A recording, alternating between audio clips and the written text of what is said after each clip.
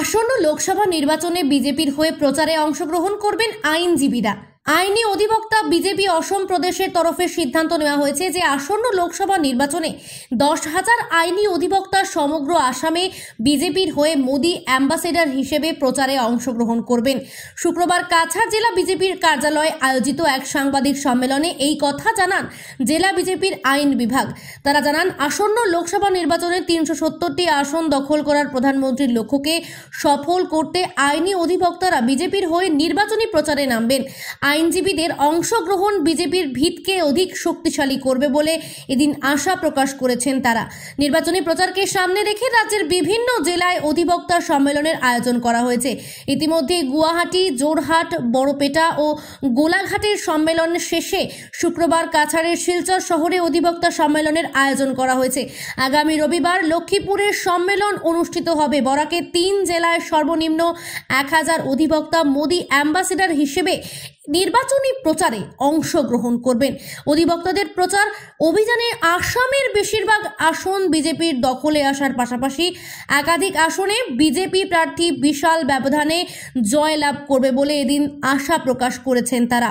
সাংবাদিক সম্মেলনে বিজেপি অসম প্রদেশ লিগ্যাল সেলের কনভেনার জয়ন্ত কুমার গোস্বামী ও ধর্মানন্দ দেব সহ বিজেপি জেলা লিগ্যাল সেলের বিশিষ্ট আইনজীবীরা উপস্থিত ছিলেন। শিলচর প্রতিনিধি রিপোর্ট, নিউজ অবিকল।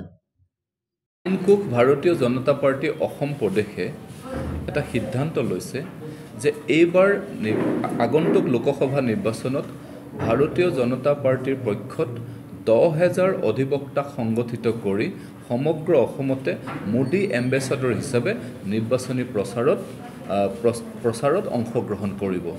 গতিকে সেই সূত্ৰে সমগ্ৰ অসমতে সমগ্ৰ জিলাই জিলাই একোখনকৈ অধিবক্তা সন্মিলনৰ আয়োজন কৰা হৈছে।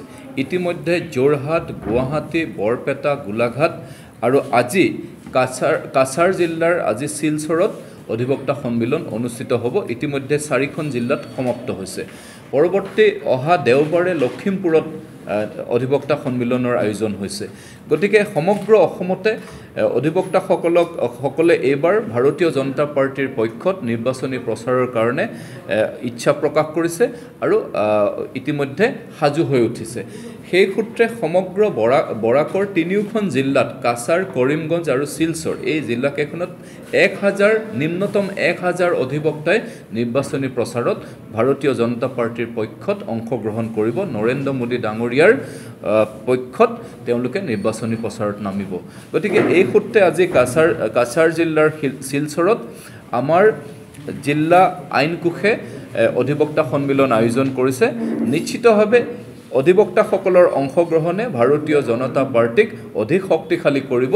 আমাৰ নৰেন্দ্ৰ মোদী ডাঙৰীয়াৰ যি লক্ষ্য 370খন আসন দখল কৰাৰ, ভাৰতীয় জনতা পাৰ্টিয়ে দখল কৰাৰ যি লক্ষ্য, এই লক্ষ্যত অসমৰ পৰা আমি নিশ্চিতভাৱে এক বুজন পৰিমাণৰ আসনেৰে আমি অসমতো জয়লাভ কৰিম। কেইখন আসনতে আমি শক্তিশালীভাৱে নিৰ্বাচনত অৱতীৰ্ণ হ'ম আৰু কেইখন আসনতে আমাৰ ফলাফল সুন্দৰভাৱে অধিক ভাল হ'ব।